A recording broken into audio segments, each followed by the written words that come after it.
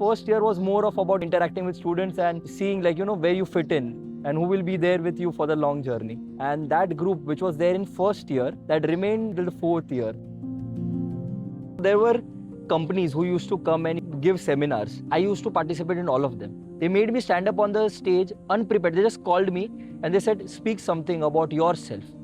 Now, when I was on the stage, I couldn't speak about myself. And then it hit me, अगर मैं खुद के बारे में नहीं बोल पा रहा, if I'm not be able to talk about myself, then what will I talk about another topics? Until and unless you feel that you are bad in something, you don't feel like improving that field. St. Francis made me show, these are the fields you are not so good at. Please improve on that. When it comes to your interview, the first question they asked me was that, okay, we see that you have marks or something, you have scored this much, but then what else do you know? And then I thought that we were all focused so much on just learning what they wanted us to learn. And now they are asking that what else do you know?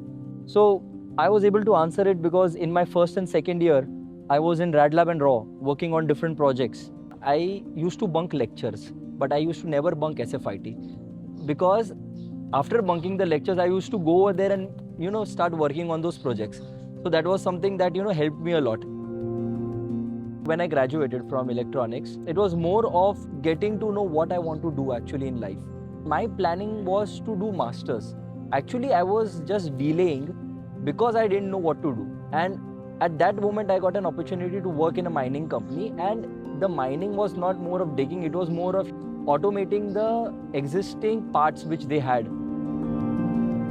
After doing my masters, I was working in a company which was related to drones. In the startup environment, it is more of you always do everything. It's not just you are stick to one thing. Like there's no fixed job role in startups. So when I was learning everything at that point, I thought that, if this is what is like opening your own business, that you learn everything and then you implement it, why not to do it for yourself? And that's when I thought that let's start something of our own.